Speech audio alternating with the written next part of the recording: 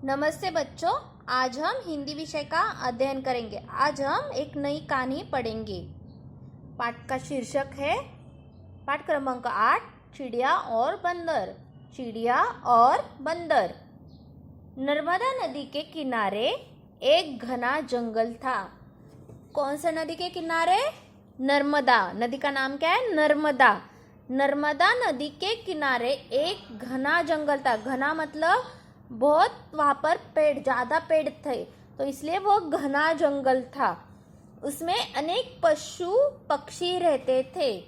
उसमें अनेक पशु पक्षी रहते थे। अभी देखो, जंगल में बहुत सारे पशु और पक्षी रहते थे, तो इस तरह इस जंगल में भी अनेक पशु और पक्षी रहते थे। एक पेड़ पर बहुत सी चिड़िया घोंसला बनाकर रहती थी। घोंसला यानी चिड़िया का घर।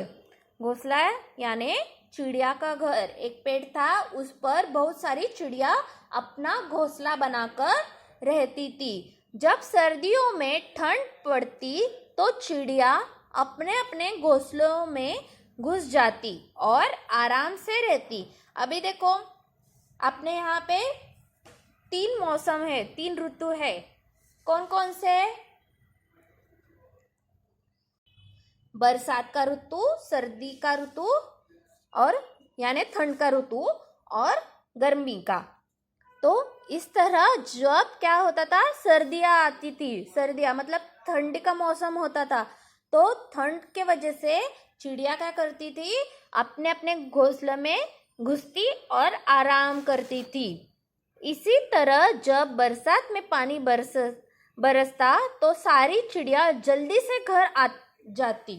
अभी देखो, जैसे क्या करती थी वो चिड़िया, बरसात में पानी बरसता तो क्या करती थी वो चिड़िया, जल्दी अपने घर जाती थी।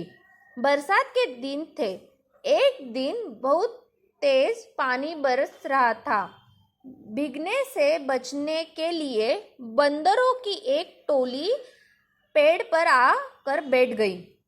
अभी देखो क्या हुआ, एक दिन बरसात में के दिन एक दिन बहुत तेज पानी बरस रहा था, बहुत तेज बरसात हो रही थी। तब भीगने से बचने के लिए बंदरों की एक टोली, मतलब टोली का अर्थ होता है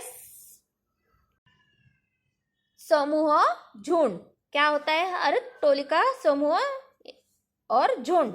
तो एक बंदरों की टोली मतलब एक बंदरों का झुंड पेड़ पर आकर बैठ गई। पेड़ पर आकर टोली वह बैठ गई।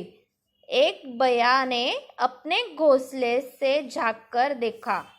तो वहां पर देखो, एक बया ने क्या किया, अपने घोंसले से झांककर देखा। कुछ बंदर पेड़ पर चुपचाप बैठे थे। बरसात तेज होती जा रही थी। अभी देखो, उसने देखा, अपने घोंसले से झांककर देखा कि कुछ बंदर चुपचाप अपने पेड़ पर बैठे थे और बरसात तेज हो जा रही थी। बया से चुप न रहा गया। उस बया से चुप न रहा गया। उसने बंदरों से कहा, अरे आज तुम सब इस तरह चुप क्यों बैठे हो?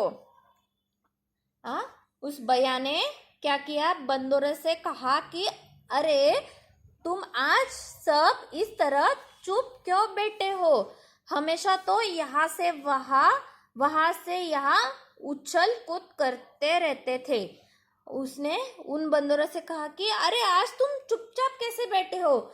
तुम तो हमेशा यहाँ से वहाँ, वहाँ से यहाँ उछल कूद करते रहते थे। अभी आगे क्या हुआ होगा वह हम अगले वीडियो में देखते हैं।